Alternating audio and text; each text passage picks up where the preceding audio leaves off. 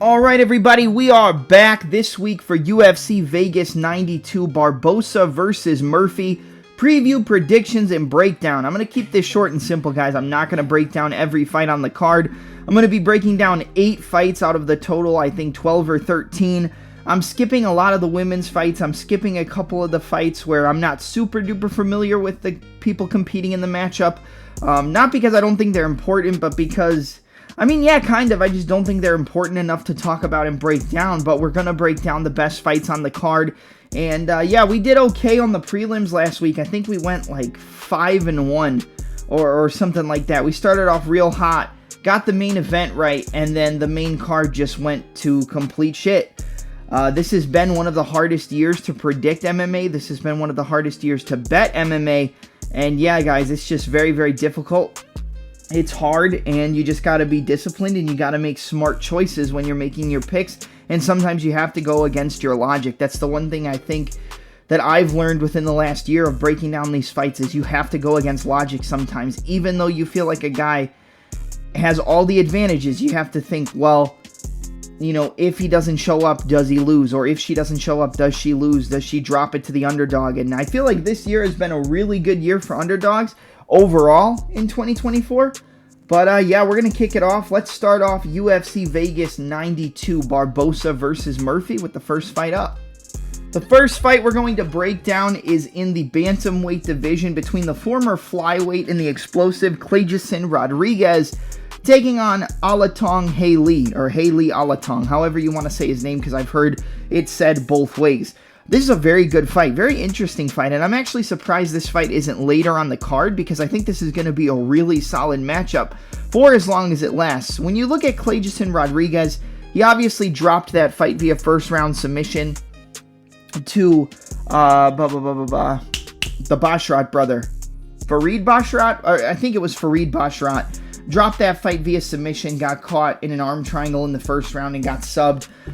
You know, he has good takedown defense. He's very explosive. He throws a very good check left hook. He likes to stay on the outside, teep kick up the middle, front kick to the body, and then catch you with the check hook on the counter as you come in. He has good overhands. His best strike is probably his body kick, his switch kick to the body, and his rear kick to the body. We saw him crumble Shannon Ross with it in his UFC debut. At least I believe it was his UFC debut. You can correct me if I'm wrong, but I think this fight, you know, stylistically is going to be similar, but I think the fighter who's sharper, cleaner, and the fighter who has better cardio, I think it's Haley Alatong, or Alatong Haley. I think Alatong's going to be able to kind of play the distance and range a little bit and be able to counter Cleison as he comes into his range. He's going to be countering with 1-2s, right hand, left hook, jab, moving around, 1-1-2, cross into the lunging left hook. I think the cleaner overall striker is Alatong Haley. I think he makes less mistakes on the feet. I think he's a little bit more grounded and a little bit more technical, like I said, with picking his shots and finding his openings. I think the more wild fighter, the fighter who's going to be coming forward looking to land big shots, is going to be Cleison Rodriguez. And I think the best way for him to win this fight is to use his kicking game. You know, attack the low kicks, attack front kicks to the body, switch kick to the body, and try to beat up the midsection of Alatong Haley. But if he's not able to get him out of there with a body shot, I don't think he wins this fight over 15 minutes. He has decent grappling.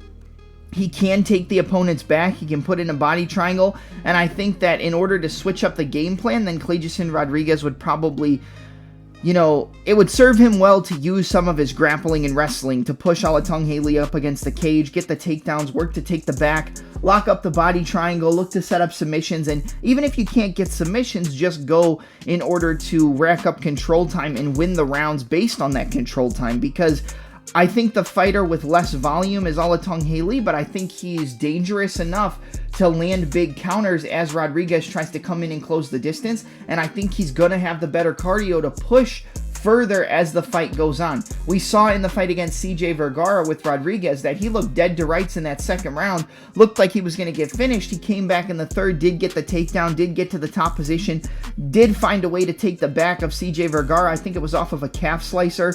He went for a calf slicer and then eventually ended up locking up the body triangle and taking his back, and then managing to win that round, or we thought win that round on control time. But I think Rodriguez is going to slow down towards the midpoint of the second round into the third, and I think the counter boxing and the hands of Alatong Lee are going to be a big problem for Rodriguez. I think the more well-rounded fighter is Rodriguez, but I think the fighter with the better gas tank over 15 minutes is Alatong Lee. I do think Rodriguez probably outputs more volume, but I just foresee him slowing down, and I think Alatong Lee's counter boxing, not so much the offensive boxing, but the offensive counters and the counter boxing that he uses, I think are going to be able to clip up and catch Rodriguez as he crashes the distance, catch him in between his shots and land the cleaner shots. And I think Alatong Lee is going to hurt him enough to win the rounds based off of damage. I think the early round probably goes to Rodriguez. I feel like Klejcison probably wins the first round, but I think the longer we go, Alatong Lee's going to hang tough. He's going to stay in there, and he's going to be looking to find those big counters, counter the check hook, 2-3, 1-2 down the middle, cross hook, jab hook, right hand, and he's going to be finding the openings with the counter boxing. He could hurt and finish Rodriguez, but I do not think he's going to get the finish. But I do think Alatong Lee is going to get the job done here, just being the cleaner striker, outlanding Rodriguez and being able to keep a higher pace as the fight goes into the second and into the third. So I'm going to take Alatong Lee, or Haley Alatang, to defeat Klejcison Rodriguez via either a late TKO, but I'll go with a 29-28 unanimous decision in the first fight up. So give me Alatong Lee, 29-28 unanimous decision. Next fight up is a battle in the middleweight division between Warlley Alves, who previously competed at 170 pounds, taking on Abus Magomedov, who's coming off that decision loss to Caio Borralho and a second round TKO loss to the former middleweight champion in Sean Tarzan Strickland. I think this fight is going to be exciting. I think this fight finishes inside the distance. I think this fight doesn't even go past the second round. And I think Alves is live to, land some big body kicks and hurt Abus Magomedov. But, going back and watching tape on Abus, he's actually very good. He just has a cardio problem. The biggest problem with Magomedov is his cardio. He has about a round and a half, and then he slows down. He went 3 rounds with Caio Borralho. He was able to keep up the cardio for 2 rounds, and a pretty competitive 2 rounds, and then lost round 3, got hurt, got taken down, got controlled, almost got submitted, and ended up losing that fight via decision. But look at what Borralho just did to Paul Craig, and look at what he's done in his entire UFC career. Like I said, look at Sean Strickland. I think that this is a tee-up spot to get Magomedov back on the right track. I think Alves is powerful. He's fast. He can get takedowns.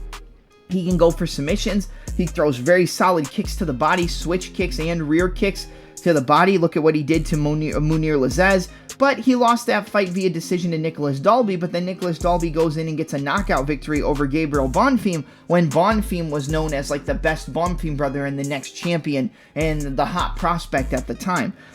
Ismail Bonfim just came back and got that win in his last fight over Pichel. But in this one, I think I have to go with Abus Magomedov. I think that this is a fight that he can win. I think that Alves is towards the tail end of his career. He gets some wins, looks real good, then he loses. He gets finished in a lot of his losses. He got finished, went to decision with Dalby, got finished by Jeremiah Wells, got knocked out in the first round by Ikram Aliskerov, but that's not a terrible loss considering Aliskerov was supposed to fight Paulo Costa in that fight when it originally got announced for that card for UFC 294. I don't take that loss to Ikram as a bad look for Alves, because I think everybody expected that to happen. But in this fight, I think Magomedov has good enough striking. He uses a good jab, uses very good right hands into the counter left hooks, good left hook into overhand right, really good front kicks. He stabs those front kicks into the body, throws rear roundhouse kicks to the head. He just comes out very aggressive and very wild, and not so much wild, but very aggressive in the opening round. And this is really going to be a case of who's going to land first, who's going to hurt their opponent first, and who's going to put their opponent down. Because I think both fighters are going to come out looking to put the pace on the other fighter and looking to break them inside round 1. I think Alves is explosive enough to hurt Abus Magomedov. I think those body kicks can hurt and crumble Abus, but this is not a fight where I would recommend betting on Alves as the underdog or betting on Abus Magomedov as the favorite. But if I have to make a pick, I am going to side with Abus Magomedov. I think those losses leave a sour taste in everybody's mouth looking at, you know, how he lost those fights, how he looked after the first round. But he won the first round clearly against Sean Strickland, even got a takedown against Strickland. The only other person in his UFC career that we've seen repeatedly take down Strickland was actually the world champion at middleweight, Dricus du Plessis, when he beat Strickland for the championship. I think Abus is going to be more technical on the feet. I think he has more power than Warlley Alves. I think he has less miles, he's longer, he's faster, and I think he's more powerful. I'm not so sure about more powerful, but I think he's faster, longer, and uses his reach and his longer weapons better, like those teep kicks, the jabs, the overhands, you know, the counter left hooks. And I think he's going to catch Alves early, hurt him to the body, rip up top to the head, and I think we're going to get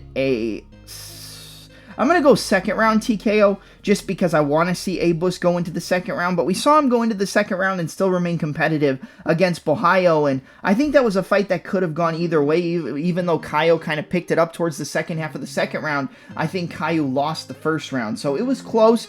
And we know how good Bohayo is considering how high the UFC is on him. And looking at that vicious KO he just got at UFC 301. Yeah, UFC 301. So I'm going to go with Abus Magomedov to get a second round knockout here. I think he's better, longer, faster, and more dangerous than Warlley Alves. I think he uses his reach, uses his length a little bit better, and I think he finds that kill shot. I think he rips those front kicks to the body, low kicks, and then catches him with a big right hand, hurts him, and then puts him down, crumbles him, and gets a TKO. So give me Abus Magomedov to defeat Warlley Alves via second round TKO. The next fight up is in the lightweight division between the Contender Series alum and Tom Nolan taking on Victor Martinez. I'm going to keep this one short, man.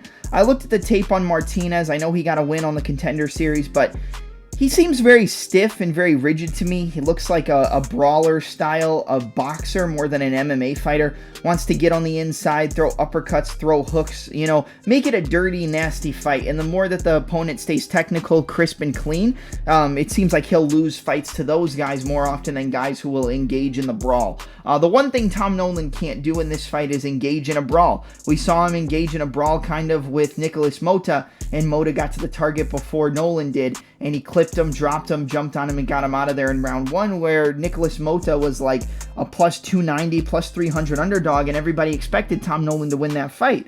Now, you would think that, you know, Mota wins that fight, he looks great in fights since then, but that's not really the case. He got dominated for the entire fight against Trey Ogden, got submitted, but the ref called the tap when there wasn't a tap, and it ended up being a no contest. I picked Ogden as the underdog in that fight. Looked like I was cruising to a win on a big underdog. He was almost a 2-1. I think like plus 150, plus 160. But in this fight, I think this is, again, another tee-up spot for Tom Nolan, but he does have to be careful. Don't get into a brawl. Don't get into those close range exchanges. Don't try to come out here and, you know, make a huge statement and be like, man, that last fight was a fluke, and just stand in the pocket and trade. Because Martinez can beat Tom Nolan in the pocket with the, you know, shoulder rolling into an uppercut, into a hook, overhand right, left shot to the body, you know, 1-2, slip uppercut, overhand, knees, you know, single collar clinch, uppercuts and hooks. He can make it dirty, and he can land on the chin of Nolan that we've seen get cracked before. But I think this is a fight where Nolan stays on the outside,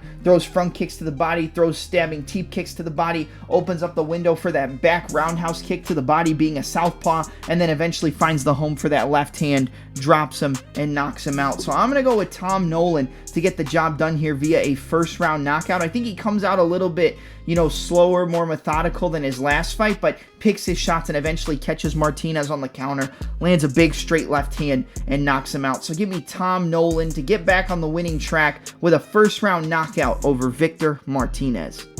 Up next, we got a battle in the women's strawweight division between Luana Pinheiro and Angela Overkill Hill. I think that this is going to be a close fight. I think we know that the power advantage, the knockout upside, all comes from Luana Pinheiro. Pinheiro comes forward and throws big, looping knockout punches, overhands, hooks, uppercuts, is gonna try to get Angela Hill on the back foot and just try to rough her up.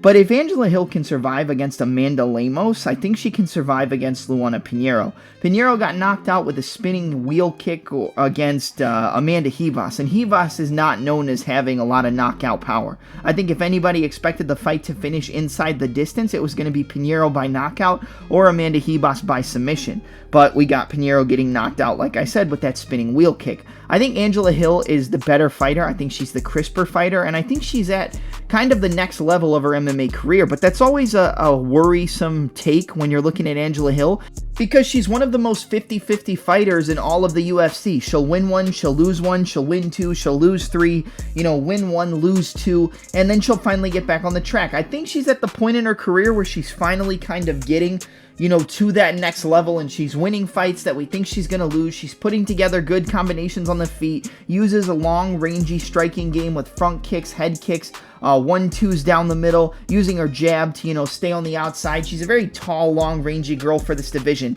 and the only way I really see Pinheiro winning the fight is getting on the inside, landing a big overhand right, landing a big uppercut, landing a big hook. We've seen Angela Hill get hurt. We've seen her get rocked before, but she can still come back and find a way to recover and find a way to win. The one thing that does worry me is that when she went and fought Mackenzie Dern, she was getting pieced up on the feet and dropped and hurt and rocked.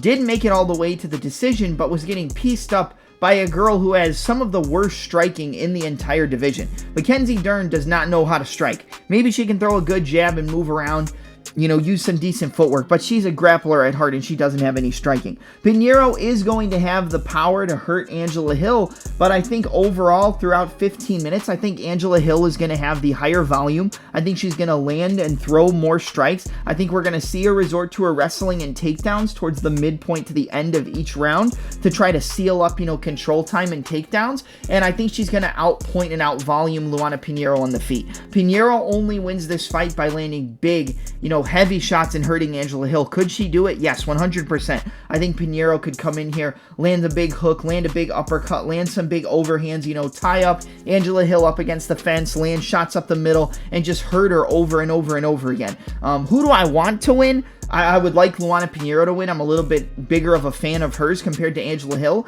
but I think Angela Hill gets this done by decision. I think she's going to outland Pinheiro. I think she's going to land the crisper, cleaner strikes with the jabs, the crosses, the 1-2s, the counter hooks, good low kicks, good front kicks up the middle as Pinheiro tries to close the distance and get on the inside and hurt her. And like I said, I do think Pinheiro can hurt her, but I think overall Pinheiro is going to be the one who's getting outpointed, outstruck, outmoved. The footwork's going to be a little too much, and I think she gets takedowns at crucial points and wins this fight via decision. I'm going to go Angela Overkill Hill to get the job done by 29-28 split decision. I think it's going to be close, but I will go Angela Hill via decision. I just don't want to, discredit her any more than I already have. So give me Angela Hill, 29-28 split decision.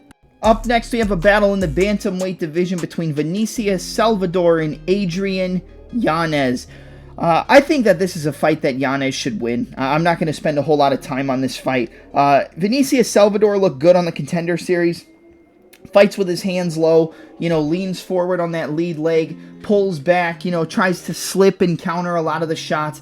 And I think Yanez is just a lot crisper and cleaner, and I think he has more power than Salvador. Salvador, though, I will say this, he is one of those fighters where he is dangerous, and I think he does have knockout power, and if Yanez comes in, too aggressive, he could get clipped with a counter shot and get hurt. I do think Salvador's style could pose some problems for Yanez, where Yanez might close the distance a little bit too recklessly and get clipped and get hurt. We've seen Yanez get hurt in almost all of his fights. He got finished with low kicks by Jonathan Martinez, but that's one of the best kickers in the division. He got knocked out by Rob Font, and that's a fight where we did side with Rob Font being the cleaner, crisper, more technical boxer with more power. But he got hurt against Randy Costa, came back, landed a shot to the body, and back up top with the uppercut and hurt him, knocked out Tony Kelly. He's shown glimpses of greatness, even on the Contender Series. But Salvador is the style of fighter where Yanez should outclass him. He should land his jab over and over, should land the 1-2, should be able to put multiple shots together and clip Salvador with that hands low style. but there is a possibility that Salvador catches Yanez coming in with a big overhand and drops him. There's a possibility he catches him with a big front kick up the middle or catches him with a knee and potentially rocks Yanez, because we've seen Yanez get hurt. We've seen Yanez get rocked in multiple fights in his UFC career. Even in fights that he wins, he still can get rocked, get hurt, get wobbled, and you know, there is a potential that Salvador lands a big shot and knocks him out. But aside from that big shot, I think Yanez is going to win this fight. I think just like the Abus Magomedov and Warley Alves fight, I think this is another tee-up spot for Adrian Yanez. I think Yanez comes in here, lands his jab, puts his combinations together. He catches Salvador with his hands down, lands a big left hook on the chin of Salvador and puts him down. I'm going to go with Adrian Yanez to get the job done here in round 2. I would go round 1. I think Yanez is live to knock out Salvador in round 1, but I think he's going to clip him with a left hook, you know, land his shots over and over, start behind the jab, maybe get hit with a couple shots, and maybe Salvador does stun him because, like I said, I do think Salvador with that hands low style and leaning forward on his lead leg, I think he does have the opportunity to catch Yanez with a big counter shot and hurt him, but I think this is a fight that Yanez wins. I'm going to go Adrian Yanez to get the job done via second round knockout in this fight against Vinicius Salvador. I think he catches him with those hands down, feints the right hand, lands a big left hook, and puts down Vinicius Salvador and follows up with some ground and pound. Give me Adrian Yanez to get the job done here via second round knockout against Vinicius Salvador. Up next on the card, we have a battle in the 170-pound welterweight division between standout grappler and submission artist in Ramiz Brahimaj taking on Themba Gorimbo. I think this is going to be a close fight. I think this fight is pretty much 50-50 because I think on the ground, Ramiz Brahimaj is going to have a huge advantage.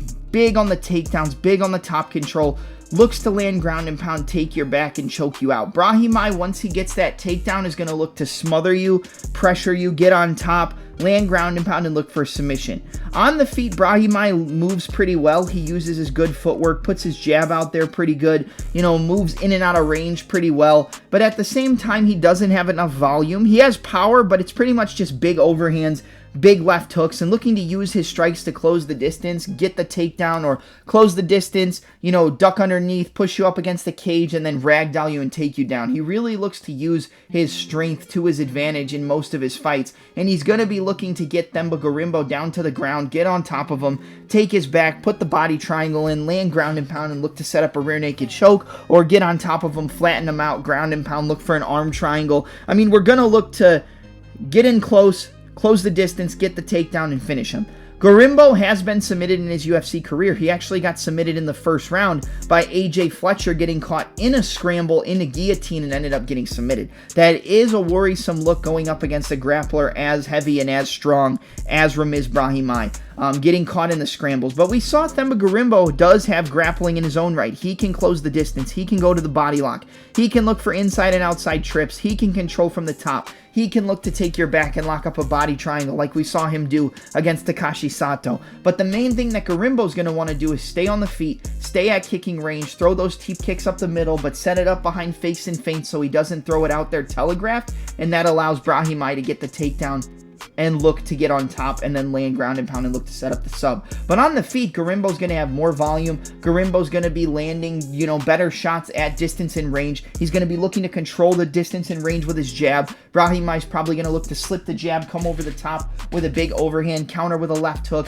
Brahimaj does have power to the point where he might be able to hurt Gorimbo on the feet, but Gorimbo's going to be the fighter who sticks at distance and range, stays on the outside, uses his jab, uses fakes and feints, low kicks, front kicks up the middle, just kind of poking and prodding Brahimaj. But we know that Gorimbo has power because we saw him land a big right hand in the first round against Pete Rodriguez and knock him out cold. So we know that he can put power behind his shots. We know that he's a well-rounded fighter. I would venture to say he's a more well-rounded fighter than Ramiz Brahimaj, but if Brahimaj gets the takedowns, controls, gets on top, and is able to land ground and pound, I think Gorimbo could give up a position which could lead to a submission finish from Brahimaj. But I don't think Brahimaj is going to be able to control Gorimbo on the floor for 15 minutes, but he may not need it. He might just find his way in, close off that distance, get the takedown, get into half guard, get into full mount, land ground and pound, lock up an arm triangle, take the back, grab the rear naked choke. I think if Brahimaj wins this fight, it's probably by submission,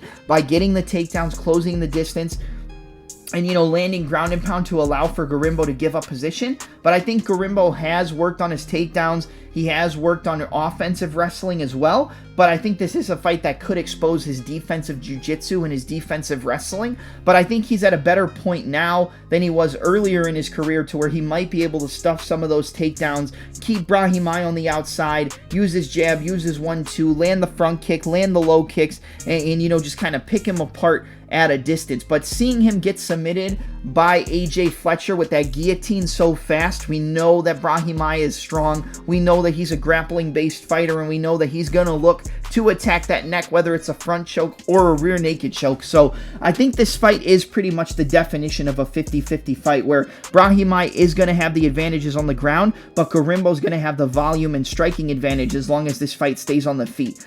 I'm going to go with... I don't know, man. Like I said, this is 50-50. I've flipped back and forth on this fight a couple times already. I'm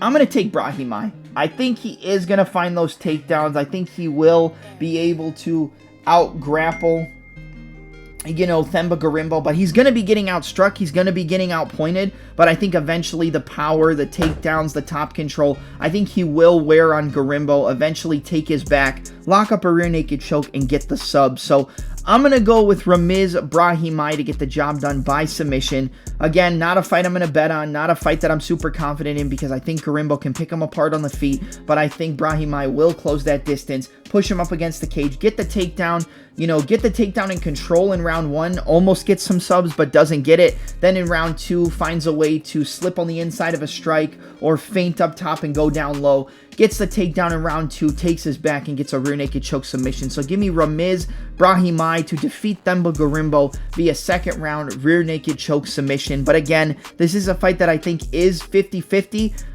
Really heavy one side on the feet, really heavy on the other side on the ground. It's going to be who can employ their game plan the most. But give me Brahimaj second round rear naked choke submission. All right, and now we're at the co-main event of the evening in the UFC's welterweight division between Khaos Williams taking on Carlston Harris. I'm surprised that Khaos Williams is coming into this fight as the favorite. I know he has knockout power. I know he's put people on ice with one punch, not even combination striking, just one hitter-quitter ability. But you got to think, if Khaos Williams doesn't land that power, he probably doesn't win the fight. And looking at a fighter like Carlston Harris, he keeps his hands really low. He is viable and liable to get clipped early in the fight. Like, yeah, he keeps his hands down and he might get clipped, but he's got better wrestling than Williams. He's got much better jiu-jitsu, whether it's offensively or defensively. He can use his wrestling, and he probably can take down Williams. It's just the touch of death with Khaos Williams. Is he going to clip the chin of Carlston Harris before Harris is able to kind of overwhelm him and take him to his wheelhouse, which is the grappling and the jiu-jitsu? Carlston Harris can strike as well. He has a knockout over the former PFL champion at light heavyweight. I believe it was light heavyweight or middleweight, I'm not 100% sure, in Impa Kasanganay. Knocked him out in the first round. A submission victory in the third round of a fight where he was getting dominated in the wrestling by Jeremiah Wells. He catches that anaconda choke and chokes him out, puts him to sleep. And it wasn't even fully locked in. That's just how hard the squeeze of Carlston Harris is. I think if Williams doesn't land that big shot, that Carlston Harris wins the fight. I think he's a good underdog to target. It's just, does he get hit? Yes. But he fought a fighter very similar to Khaos Williams, and I would venture to say, more well-rounded in terms of technicality in the boxing in Jared Gooden, and he was able to survive that fight and go on to win a decision. So I think Harris can, survive on the feet, and if he survives on the feet, I think he's able to use his wrestling. I think he's able to take down Khaos Williams. I think he's able to control Khaos Williams on the floor, and like I said, he's just got to avoid the knockout punch, which more than likely only is going to be available for the first 2 rounds. So if he survives the first 2 rounds and outpoints Williams, pushes him against the cage, goes with inside and outside trips, doubles and singles, and gets those takedowns, he's going to win the fight. And that's what I'm going to go with. I think Carlston Harris is a good underdog. I think people are just expecting Khaos Williams to land on his chin and knock him out. We saw Khaos Williams fight a little bit more technically against Rolando Bedoya, but that was a fight where he came in as like a 3 or 4 to 1 favorite, and most people believed that the decision was going to go to Rolando Bedoya, and then Bedoya goes in and fights Kenan Song, where most people think that, he's going to go into that fight and dominate, and he gets picked apart for 15 minutes and loses as he comes into that fight as a favorite. So I don't think it's Bedoya being so good. I think it's just Chaos Williams being so reckless because he fell in love with his power. I mean, who wouldn't? He knocked out Alex Morono early in the first round, put Abdul Razak El Hassan out with one shot. But I think Harris is, obviously, yes, he can get hit. Yes, he can get clipped. But I think he's good enough to survive for the majority of the exchanges on the feet. I think he's going to be able to close off that distance, and I think he's able to get takedowns. I think he's able to push Chaos Williams up against the cage. I think once the fight hits the mat, he has much better top game in terms of ground and pound and setting up submissions. And I'm going to go with Carlston Harris by sub here. I think maybe I'm wrong because I picked against him with Jeremiah Wells, but I feel like that was a good pick. Jeremiah Wells just got caught in the third round, got a little complacent after dominating the first two. But Jeremiah Wells has wrestling, defensive and offensive wrestling, and that's something that Chaos Williams doesn't necessarily have. So I got to go with Carlston Harris. I think he survives getting hit with a big shot. I think he lands more volume than Chaos Williams, and I think he uses his wrestling, uses his takedowns, gets top control, takes the back of Williams and gets control time, and eventually locks up a submission.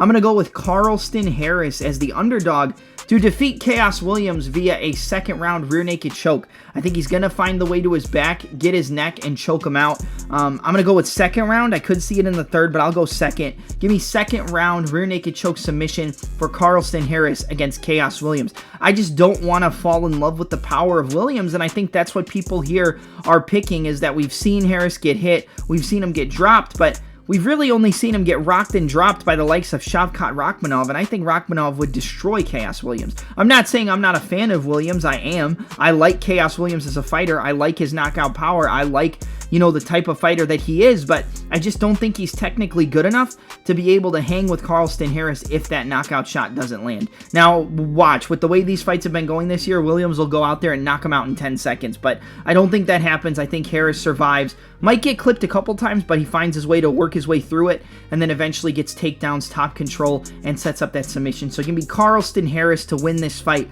via second round rear naked choke.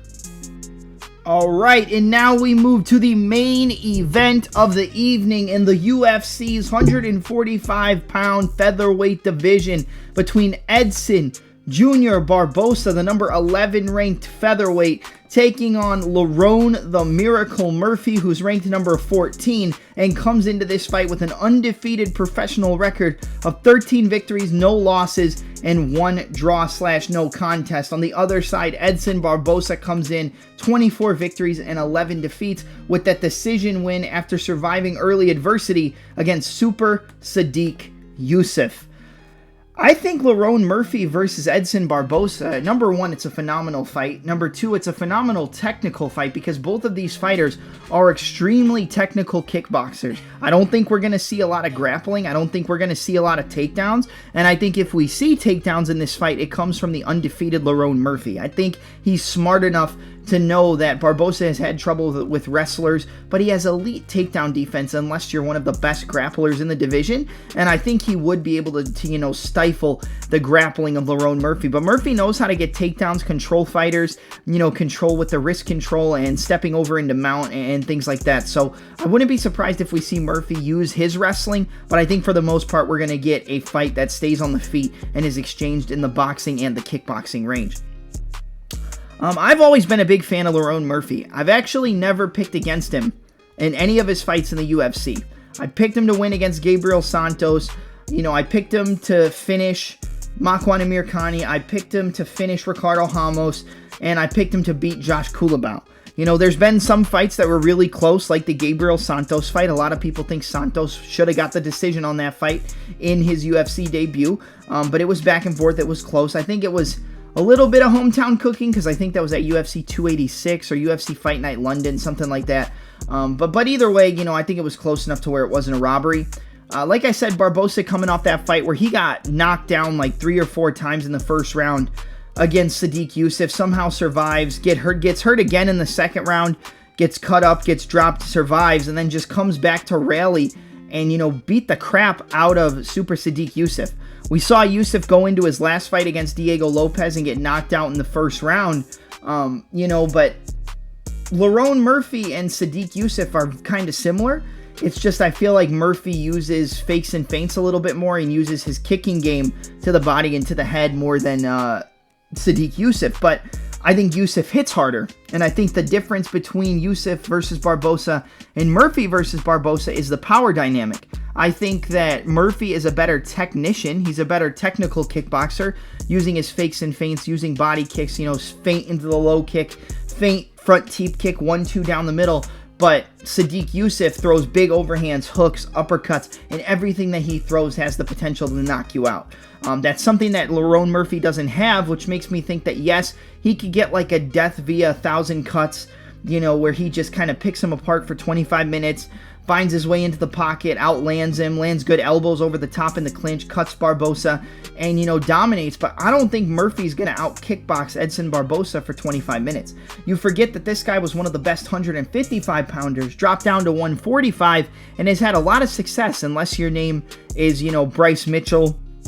But, very close fight that he arguably won against Dan Ige, knocked out Shane Burgos, knocked out Billy Quarantillo with a knee right up the middle, survives against Yusuff, comes back and wins a decision after getting destroyed, where he was like a plus 5, 6, 700 underdog. And, Barboza's legit. Barboza is the real deal. I picked against him in the fight with Super Sodiq Yusuff. Like I said, I think Murphy is a better technician. I think he's better at outpointing. But I think if you get into a technical kickboxing match against a guy like Barboza, you might be able to land on him at this point in his career because he's taken a lot of damage. He's taken a lot of hits.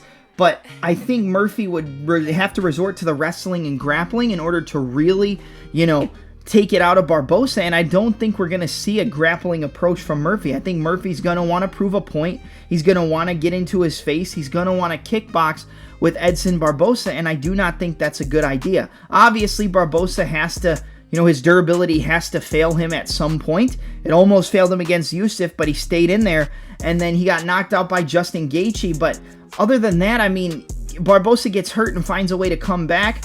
I think he hits harder. He's more explosive, more powerful than Murphy. I think he uses more weapons on the feet than Lerone Murphy. I think, like I said, Murphy should use his wrestling. Murphy can use fakes and feints, throw 1-2s, body kicks, and low kicks.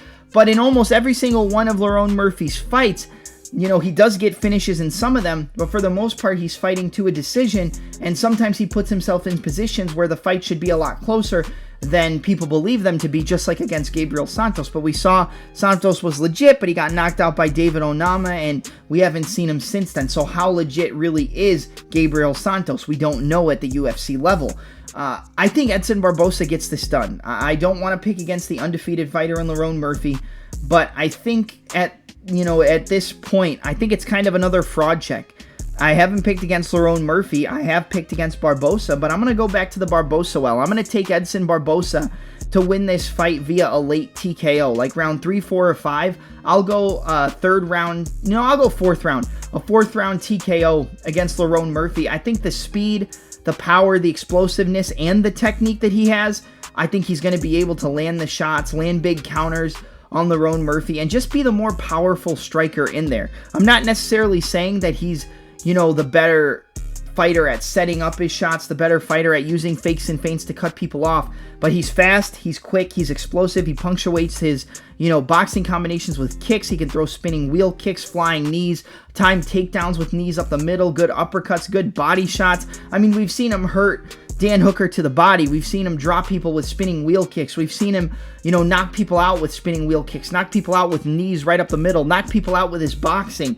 Edson Barboza can do it all on the feet, and I think that he's just going to be the fighter who lands the bigger shots, who causes more damage, and who has the bigger round-winning moments in a 25-minute fight. And I think eventually he rips the body, rips the legs, Dutchy combination, 1-2, body, low kick, 1-2-3, rip the body, low kick, 1-2-3, cross, body, low kick, front kick to the body, switch kick to the body. And I think he has the bigger moments. I think he hurts Lerone Murphy. I think Murphy's durable early on. It's close early on for the first 2.5 rounds. But I think eventually Barboza lands, a big overhand or a big head kick that stuns Lerone Murphy. He jumps on him, drops him, and gets him out of there. I'm going to go with the veteran and Edson Junior Barboza to defeat Lerone the Miracle Murphy, handing him his first loss in professional mixed martial arts via a 4th round TKO in the UFC Vegas 92 main event. All right, that's it for my UFC Vegas 92 Barboza versus Murphy preview, predictions, and breakdown. You can get this podcast all over YouTube at the same name as the podcast, at the Touch 'Em Up Podcast. That is the name of my YouTube channel. I know that outro was kind of crap. You can support my Patreon for $20 a month, where I give out 4 UFC Fight Night betting tips for fight nights. UFC Vegas pay-per-views, I'll give out 4 best bets a week, and you'll make your money back. If we give out 4 bets a week, there's 4 cards a month. That's 16 bets in 1 month for $20 a month. You'll guarantee make your money back within that month getting this membership. I'll have special audio podcasts and more content to come once more people subscribe to it. But for now, it's mainly just betting tips and betting articles and early lean articles. But you can support the Patreon. I'll leave a link to it in the description of this video, which is obviously the same name as the podcast, at the Touch 'Em Up Podcast. And you can support me via donations and tips on my PayPal, which I'll put the PayPal address in the description as well. I'm your host, Double M, and I'm out. Don't forget to like, comment, subscribe, and let's enjoy the fights this weekend.